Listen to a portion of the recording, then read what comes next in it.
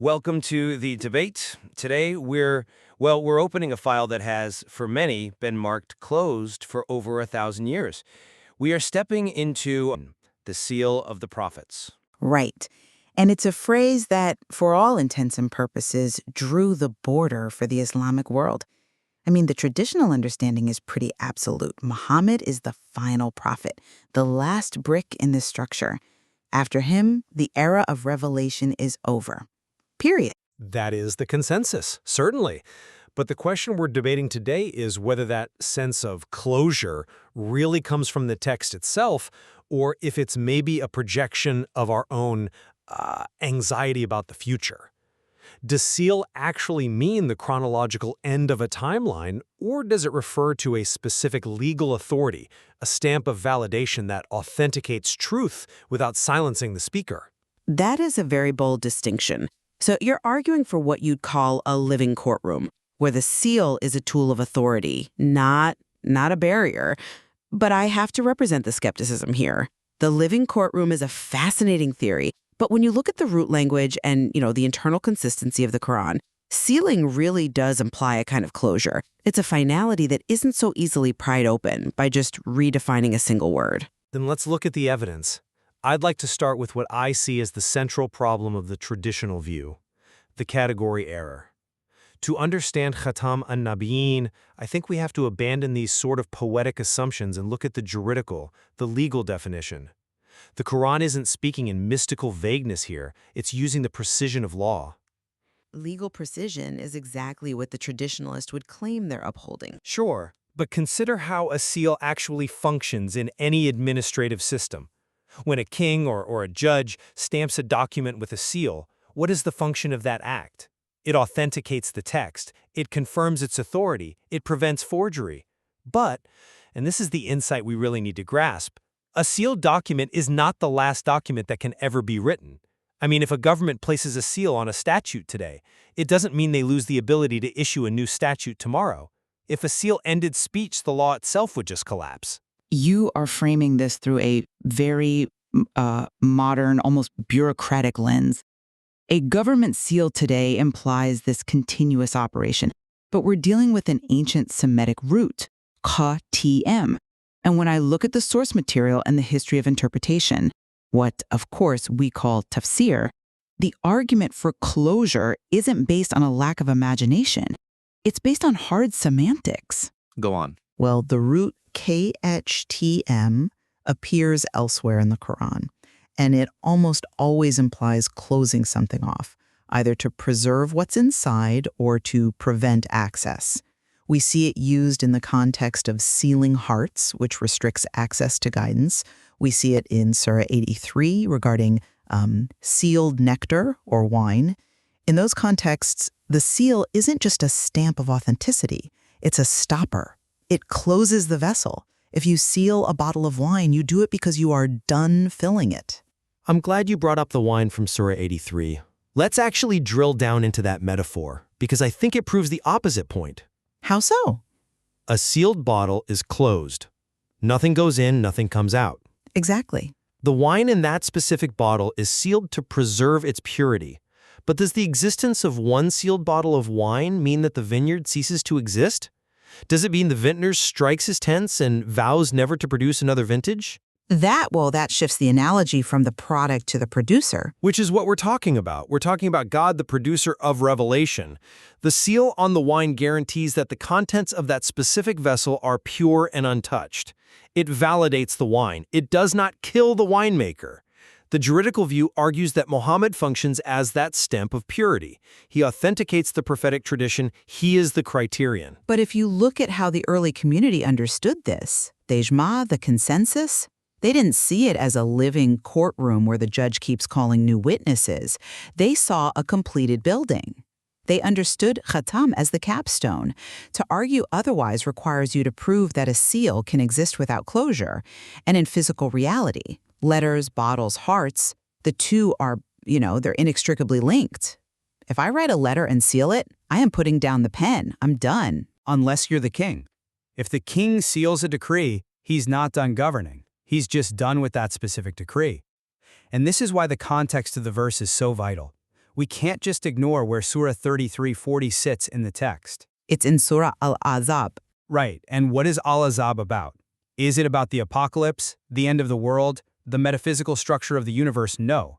It's a chapter that's deeply concerned with legal identity, marriage, lineage, divorce, adoption. The verse says, Muhammad is not the father of any of your men, but the messenger of Allah, and the seal of the prophets. It's addressing his relationship to Zayd, his adopted son. Precisely. It denies a physical, legal status, fatherhood, and affirms a spiritual, juridical status, seal. It's adjudicating his standing in the community. He's not a biological father, but he is the authority over the prophets. So to read a metaphysical cutoff of all divine speech into a verse about legal relationships, well, it feels like an imposition. The text itself doesn't demand it. I see the legal distinction, I do. But I think you're underplaying the title itself. Even if the immediate context is social, the choice of the word seal is heavy. By establishing his unique status as the seal, in contrast to being a father, the Quran separates him from the lineage of men and places him at the pinnacle of the lineage of prophets. I mean, usually when you confirm a total sum, you're doing so because the sum is complete. If I balance my checkbook and seal the account, it means I'm done with that period. Why would the Quran give him such a definitive title if it was merely meant to say he's a validator? All prophets validate truth. Khatam implies something distinct. Distinct, yes. Final in terms of authority, yes. But final in terms of God's ability to speak? That is where I have to draw the line. And this leads us to what I think is the most significant issue in this entire debate: divine silence. You're arguing that the last prophet doctrine limits God? I'm arguing it renders him historically mute. The doctrine, as it's popularly taught, restricts the living God to a historical archive. It suggests that for all of human history up to Muhammad, God spoke, guided, corrected, and intervened, and then suddenly, silence. 1,400 years of silence. But is it silence or is it sufficiency? Look at the source material. Quran 42:51 explicitly defines how God speaks to human beings: by inspiration, from behind a veil, or by sending a messenger. It lists the methods. Nowhere, absolutely nowhere, does it list an expiration date.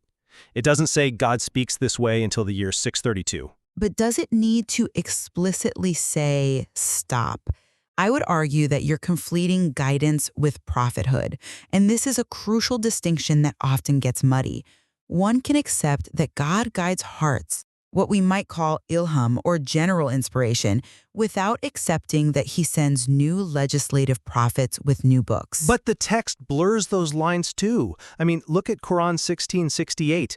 God inspires uses the word wahi to the bee. The bee? The bee. This proves that wahi, inspiration, is a category broader than just legislative prophethood. If God inspires the bee, if God guides the hearts of believers, then the channels of communication are technically still open. To say no more prophets is one thing, but the traditional view often bleeds into no more divine speech. And that, I think, contradicts the Quranic attribute of a God who is al-hayy, the living, the acting. I think the closure view advocates would push back there.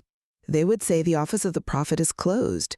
The legislative phase of human history is complete. The Quran is the perfect, completed manual. You don't need a new architect when the building is finished. You just need maintenance. The seal might end the rank of Nubuwah, prophethood, while leaving general guidance open. Why must we assume God has to speak through a prophet to be considered speaking? Because the Quran itself says that is his way. Quran 35:24 says, "There is no nation but that a warner has passed among them." It implies a universal, ongoing necessity.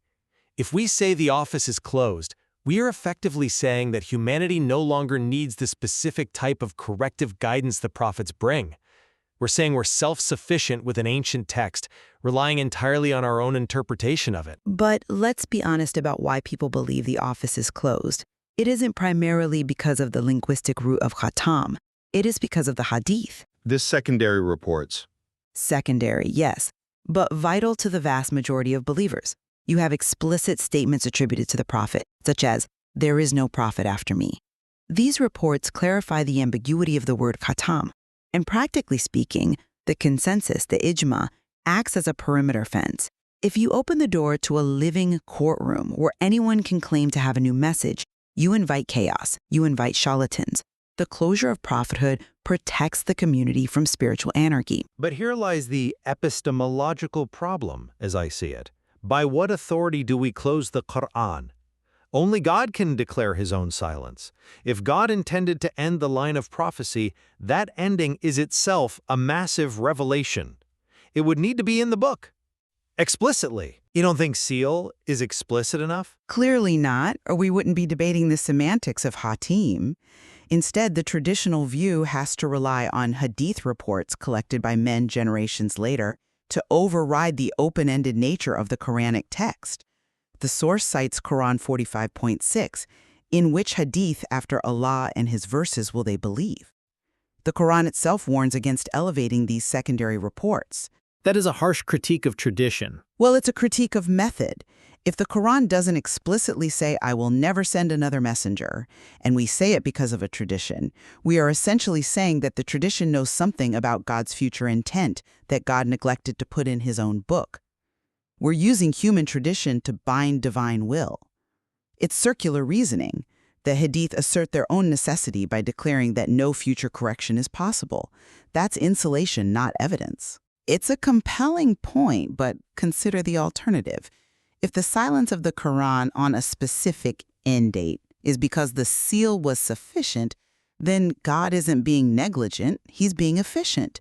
If I tell you this is the seal, and the community understands that as the end, is God required to be redundant? The early community didn't seem confused. They didn't seem to be waiting around for the next warner. They focused on preserving what they had. That suggests the closure was understood implicitly. Or it suggests that the anxiety about false claimants drove them to interpret seal as last. The source material argues that this interpretation is born from a fear of disorder, not a trust in divine sovereignty. The Quran protects itself by truth, by the criterion, not by silencing the author. We're reaching the end of our time, and the tension, it remains palpable. It is incredibly difficult to overturn the interpretation of last prophet, the linguistic weight of khatem as a closing mechanism, the sealed wine analogy, and the overwhelming historical consensus all point toward a finality. It provides stability, it honors the unique capstone status of Muhammad. But at what cost? The theological cost is high, I'll admit. To say that the God described in the Quran, who is active, speaking, and guiding, has essentially retired from that specific mode of engagement, well, that's a heavy claim. And that is the crux of the juridical view. I would reassert that seal secures truth but does not retire the author. Muhammad is the authoritative criteria. The courtroom is open to judge truth, but the standard, the seal, is fixed. This view invites us to trust that if God chooses to speak, he does so in accordance with his established truth. The Quran describes a living relationship, not a closed history book. It really forces a reconsideration of what authority truly means in a religious context. Exactly. Is authority a wall that ends the road? Or is it a compass that guides the journey forward? That is the question we leave with you. Thank you for listening to the debate. Until next time. Imagine for a moment that you are standing in a medieval courtroom. Or, better yet, visualize the royal chancery of a vast scroll, and the calligraphy is impeccable. But the most important thing on this scroll isn't actually the writing itself. It's down at the very bottom. The seal. Exactly, a stamp in red wax, the royal seal. Now, I want you to really look at that wax impression in your mind's eye. When you see that seal, what does it actually tell you? What is the information being conveyed by that blob of wax? Does it tell you that the king has suddenly died? Does it tell you that the government has shut its doors, fired the scribes, and will, never issue another decree for the rest of time? Or does it simply tell you that this specific document is authentic? That it is the real deal, carrying the full weight of the crown? That is the question we are wrestling with today. And I know it sounds like a semantic game. It sounds like we're just splitting hairs about wax and paper and, ancient bureaucracy. But if we dig into the stack of notes and research we have in front of us today, the answer to that simple question, what does a seal actually do? Well, it might just fundamentally change how over 1 billion people understand their relationship with the divine. It really is that big. It's the difference between a universe where God is, silent, and a universe where God is still speaking. Welcome back to the Deep Dive. Today, we are going to look at one of the most debated, heavily weighted, and potentially misunderstood phrases in religious history. We are talking about the seal of the prophets. Khatam and Nabiyan. Exactly. And look, if you stop the average person on the street, or even the average religious scholar, and you ask them what that means, they're going to give you a very specific answer. It's almost reflexive. They're going to say, it means the end. It means the door is shut. The line is dead. No more prophets. No more revelation. End of story. Right. The common understanding is purely chronological. It's a timeline view. You have a start point with Adam, you have a middle with figures like Noah, Moses, Jesus, and then you have a seal, which acts as the period at the end of the sentence. But, and this is why I love these deep dives, the source material we are looking at today argues that this is a massive category error. It's claiming that we have confused a biological timeline with a legal function. It's a bold claim.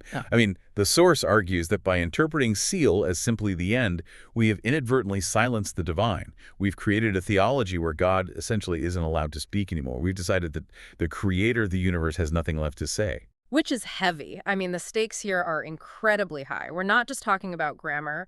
We're talking about whether the divine is still in the business of guiding humanity directly. So our mission today is to unpack this. We're going to look at the juridical definition versus the chronological definition. We're going to put the text of the Quran under the microscope, specifically Surah 33, verse 40, and we're going to see what happens when you separate the actual text from the traditions that came later. And just a heads up for everyone listening, we're going to be doing some linguistic detective work today. We have to strip away centuries of assumption and look at the words as they sit on the page, because what we find is that the text might be describing an open courtroom rather than a closed archive. Okay, let's unpack this. Let's start with the definitions. The source material really hammers home this idea of the juridical definition. It does, and this is crucial.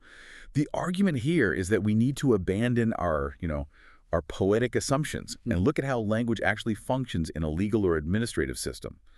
Because the Quran, according to these sources, isn't speaking in mystical riddles in this instance.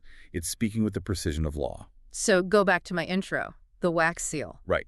In legal systems, and we're talking about ancient Babylon, the 7th century Hijaz, or a modern notary public today, what does a seal actually do? If a notary stamps a document, or a king seals a decree, its primary function is authentication. It confirms that this document carries authority, it prevents unauthorized alteration, it acts as a controlling standard. Okay, so it proves it's the real deal. It's about validity. Exactly. But here is the critical distinction that the source makes, and it is so important. A seal confirms authority. It does not terminate communication. Give me a concrete example so we can really see this. I want to ground this. Okay, well, think about a government. When a government passes a law, they seal it. In many countries, there is literally a great seal of the realm used for this. Now, when they seal that law, does that mean they can never issue another law? No, obviously not. That would be absurd. Governments pass new laws all the time. Exactly. If a court seals a ruling, does that mean the court closes its doors forever and the judge goes home and never speaks again? No, it just means that ruling is final. It means that document is the standard for that case. Precisely. If sealing meant ending speech, the entire legal system would collapse after the very first document was issued. You'd have one law, one seal, and then silence for eternity. The source argues that a seal closes corruption, not reality. Its function is to end the dispute over whether a document is real or fake. It is not designed to end the authority of the speaker to speak again. That's a really interesting way to frame it, because when we hear seal of the prophets, our minds tend to go to something like a bottle cap. You put the cap on and nothing else comes out. And that's the mechanical or physical metaphor. It's a very common one. But the source is pushing us toward the juridical metaphor. If you view Muhammad as the seal, it doesn't necessarily mean he is the chronological caboose of the train. It means he establishes the authoritative criterion, the standard by which truth is judged. So he's the standard, he's the benchmark. He is the stamp of authenticity. The source says it binds falsehood to failure. Yeah. It preserves order. But, and this is the key, it doesn't imprison the author. It doesn't mean the author God is incapable of writing another page. It just means that any future page has to match the seal. This is a major shift in perspective. You're moving from nothing can happen after this to anything that happens after this must match this. That's it, exactly. The source calls it a forward-facing court. When a document is sealed, it gains force forward in time. It governs the future. It doesn't cancel the future. I mean, think about the U.S. Constitution. It was ratified, sealed, in a sense, hundreds of years ago. Does that mean American law stopped in 1787? No, but every law passed since then has to align with it. It has to Right. be constitutional. Exactly. It validates and regulates future laws. Yeah. It doesn't stop them. The source argues this is precisely how we should view the seal of the prophets. Not as a dam stopping the river, but as the filter ensuring the water is pure. Oh, okay, so that's the legal theory. And I have to say, logically, it holds water. But we have to look at the actual evidence. We aren't just dealing with legal theory here. We are dealing with a specific text. The source material spends a lot of time on the specific verse in the Quran where this phrase appears. Surah 33, verse 40. Right. And context is king here. I think many people assume this verse appears in some grand chapter about the end of time or the apocalypse or a big list of prophets. Like a roll call. Here's Adam, here's Noah, here's Moses, here's Jesus, and finally, here is Muhammad, the last one. But it doesn't appear in a context like that at all. No, not even close. It appears in a passage about, of all things, legal identity, lineage, and adoption. Specifically, it's dealing with a very specific, somewhat controversial historical incident regarding Muhammad's marriage and his social status, specifically regarding his adopted son, Zayd. Right, the Zayd incident. And we don't need to get bogged down in the whole biography, but the gist is that it was a huge social and legal scandal at the time, right? Yeah, it was a massive deal. Muhammad married the ex-wife of his adopted son, Zayd. Now, in the Arab custom of the time, an adopted son was viewed exactly the same as a biological son. So people started whispering. They accused him of incest. They said, "You married your son's wife." It was a major challenge to his authority. So the Quran steps in to settle the court case, essentially. That is exactly what it's doing. The verse is structured to clarify Muhammad's legal standing. Let's look at the hyper-literal breakdown the source provides, because it's fascinating. The verse starts with a negation. Part A says, "Muhammad is not the father of any of your men." Which is a direct legal statement about lineage. It's saying, legally, Zayd is not his biological son, therefore the marriage is valid. Case closed. Correct. It denies a specific legal status paternity. Then Part B comes in and affirms two statuses to replace that one. It says, "But he is the messenger of Allah and the seal of the prophets." So it's balancing the equation. He's not a father of men, but he is this other thing, messenger and seal. Exactly. The source argues this is adjudicating language. It is defining his standing in a legal framework. It's saying he doesn't hold authority through biology or lineage. He holds authority through his office. It is not a passage about metaphysics or the end of the world. It's about establishing who he is in the eyes of the law so that the community accepts his actions. It's basically his credentials. It's like he's saying, look, I am not Zayd's dad. My credentials are that I am the messenger and the seal. Precisely. And here's where it gets really, really interesting for this whole discussion. The source points out what the verse doesn't say. Yes. The argument from silence, I find this so compelling. Because if you wanted to say the last prophet, Arabic has very clear words for that, right? Oh, absolutely. I was looking at the notes here. The Arabic language is incredibly rich. You have Athir, which means the last. You have Khatim al-Zaman, which means seal of time. There are unambiguous ways to say it. Right. You have explicit phrases to say no one comes after him. You can say prophecy is finished. You can say revelation is cut off. The language allows for that with total clarity. But the text doesn't use any of those. It doesn't. It uses katam. And the source argues that if the Quran, which claims to be clear, precise, and fully detailed, intended to assert absolute chronological finality, it would have used the words for absolute finality. It's that simple. Instead, it used a word that implies authority, authentication, and validation, a juridical term. Right. And the source implies that interpreting katam as the last creates a massive theological problem. It's not just a translation issue. It becomes a God issue. By forcing the meaning of last onto a word that means seal, we're making a decision about God's ability to act. This is the part that really struck me when I was going through the materials. The living God versus the silent God. This feels like the emotional core of the argument.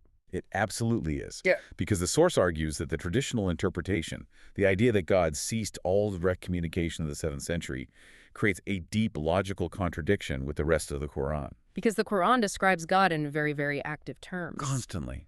Over and over, God is described as Al-Hay, the living, Al-Qayyum, the sustainer. He is active, he guides, he answers prayers, he inspires. The source asks a very provocative question. If God is defined as living, how can he be silent? Silence is not one of his attributes. That was the quote that just jumped off the page at me. It's a powerful line. The argument is that if you say God stopped speaking, you are restricting God to human boundaries. You are subjecting the infinite to a timeline. You are essentially saying God was active until this specific year, and now he is retired. It paints a picture of a deist god almost, the Yeah. watchmaker who winds up the universe and then just walks away to let it run down. Which is the polar opposite of the Quranic God, who is described as being closer to you than your jugular vein. But wait, let's play devil's advocate here for a second, or maybe tradition's advocate. Yeah. The argument is usually that prophecy specifically ended, but God still guides people in other ways. You know, we have the book, we have scholars, we have our conscience. God's not totally silent. But the source material takes issue with that distinction too, right? It does. It actually breaks down the concept of wahy, or divine inspiration. Yeah, why? Yes. Now, typically in Orthodox theology, we think why is only for prophets. It's the special red phone line from heaven. But the source points to a very specific verse, Surah 16, verse 68. The bee. I love this part. This is a great detail. The bee. The verse says, and your Lord inspired the bee. It uses the exact same verb, why, that is used for prophets receiving revelation. So bees get why. That's what the text says. According to the text, yes. And the source argues, if the bee receives inspiration, then divine communication cannot be restricted solely to a specific office called prophet. It's a universal mechanism. It's how God communicates with his creation. So if a bee can get a message about how to build a honeycomb, surely a human can get a message about how to live their life. That's the logic. And it's not just the bee. You have Surah 64.11, Allah guides the hearts of those who believe, or Surah 35.24, which affirms that warners have been sent to every people throughout all time. The source asserts that the Quran paints a picture of a God who is constantly broadcasting. The seal doesn't turn off the transmitter. It's funny because if you accept the idea that the seal turns off the transmitter for good, you have to explain why the bees are still building hives. Did God stop talking to the bees in the 7th century too? Did they get their last set of instructions and that's it? That's a great point. I mean, if the mechanism of why stopped, nature itself would disconnect from the divine command. But obviously, the source argues creation is still ongoing, the sun still rises, therefore the command is ongoing, therefore the speech is ongoing. So if the text itself, the Quran, doesn't explicitly say the end, and the attributes of God in that same text imply an ongoing conversation, where on earth did this idea of finality come from? Because we cannot ignore the reality that this is the dominant view. I mean, it is the view for most of the world. This raises a very important question. If it's not in the primary text, where do we find it? The source is very blunt about this. It comes from the Hadith. The traditions, the sayings collected later. Right. These are the collections of sayings and actions attributed to the prophet, written down generations after his death. The source argues that the doctrine of no prophet after me comes entirely from these secondary sources, not the primary one. And this creates what's the term? An epistemological The problem. passive one, yes. Epistemology is the study of how we know what we know. And the source points out a paradox here that is really quite difficult to get around. It's a bit of a mind bender. Break it down for us. Okay. The Quran is believed to be the direct, preserved word of God. Hadith are human collections. They are not considered divinely preserved in the same way. Now, here's the paradox. If prophecy ended, meaning God stopped speaking, how did the Hadith collectors know? Whoa, okay. Think about it. God alone can declare his own silence. For a human to declare that God is silent without a direct revelation saying so is a perfect circle of circular reasoning. You're saying that unless God sent a revelation saying, I am stopping now, no human has the authority to say, he stopped. That's precisely the argument. The source puts it like this. To accept Hadith claims of prophetic finality is to accept a human testimony about divine non-action without divine authorization. It's like a press secretary declaring the president will never give a speech again without the president ever telling him that. Who has the authority to make that claim? That is a lot to process. That's a huge challenge to tradition. But what about the idea of consensus, the concept of Ijma? You know, the idea that, look, everyone agrees on this, the entire community of scholars for centuries, so it must be true. The source addresses this head-on. It calls Ijma a social legal tool, and it's a very useful one. It's great for regulating a community. It's great for deciding how we pray or how we organize our taxes or things like that. But the source argues, and this is a direct quote, consensus may regulate communities. It cannot regulate God. Just because everyone agrees God is silent doesn't mean he actually is. Precisely. You cannot vote on reality. A billion people believing the sun revolves around the Earth doesn't change the facts of the solar system. And the source quotes Surah 45.6, which is a very, very sharp verse in this context. It asks, in which hadith after Allah and his verses will they believe? Ouch. Using the word hadith right there in the verse. That's pointed. It's very pointed. The source uses that verse to argue that the Quran itself warns against using secondary sources to override primary scripture. If the Quran leaves the door open, no amount of human consensus has the divine authority to slam it shut. Okay, so let's recap where we are. We have the legal definition of seal as authority. We have the textual analysis of 33.40 showing it's about legal status, not about time. We have the theological argument for a living, speaking God. And we have the critique of hadith as the human source of the closure doctrine. But we should be fair and look at the academic side, too. Because it's not like scholars haven't noticed this. This isn't happening in a vacuum.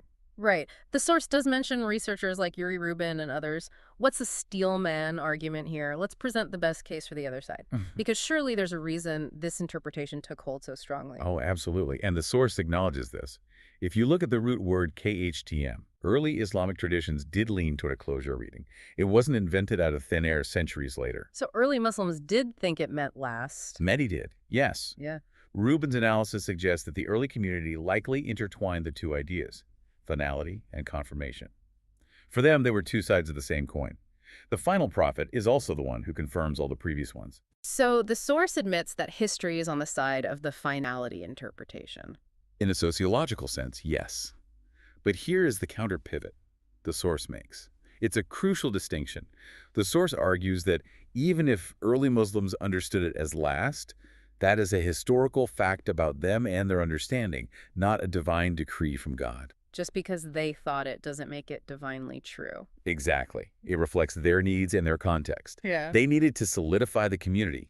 They needed a powerful argument to say, we have the final truth. Our community is the culmination of history. And there's a fascinating detail here about something the source calls the Jesus factor. The Jesus factor. This sounds like a thriller novel. It does, doesn't it?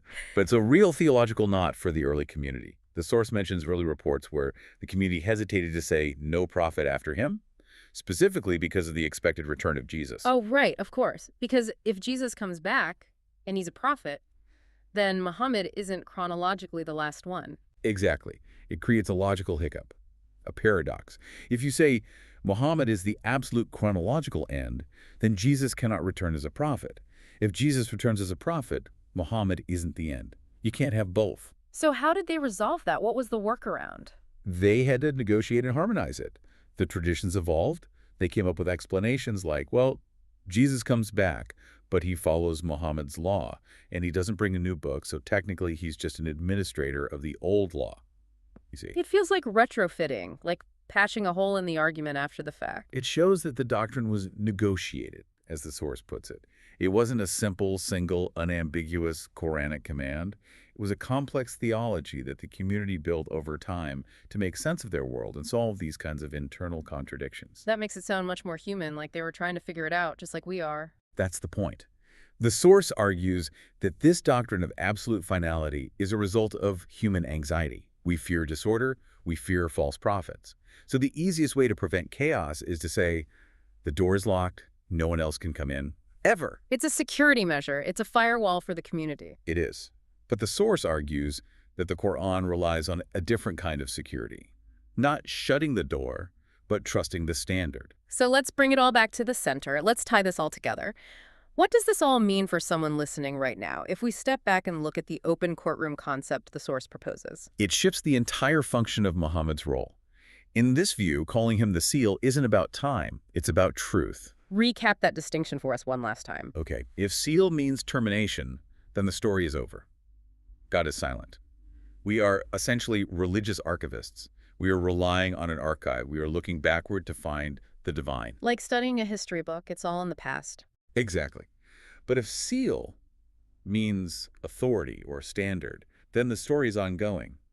Muhammad becomes the lens through which we judge everything else. He is the criterion. So if someone claims to have a message from God today, how does that work? The seal is the test. It's the controlling standard. Does this new claim align with the seal? Does it match the criteria established by Muhammad in the Quran? If it contradicts the seal, if it claims something that violates the core principles, it is false. If it aligns, it is judged accordingly. It binds falsehood to failure. Exactly. It creates a system where you don't need to be afraid of false claimants because you have the ultimate litmus test. You don't need to lock the courtroom to keep liars out. You just need a judge who knows the law. The seal is the law. It moves from a fear of disorder to a trust in divine sovereignty. Beautifully put. It trusts that God is capable of guiding and that the standard he sent is robust enough to filter the noise from the signal. It's a lot to take in. I mean, this really challenges the fundamental way many people view their faith. It does. It asks the listener to stop listening to the closure of men, as the source might put it, and start listening to the text on its own terms. And the source says the Quran speaks as a living court, not a closed archive. I just love that image. It's so powerful. It's a liberating image, I think. It suggests that connection with the divine isn't a historical reenactment. It's a live wire. It means that the universe is still dynamic, still being guided, still full of potential. So here is the thought I want to leave you with. And this is something the source hints at, but I want you, listening right now, to really mull it over. Go for it.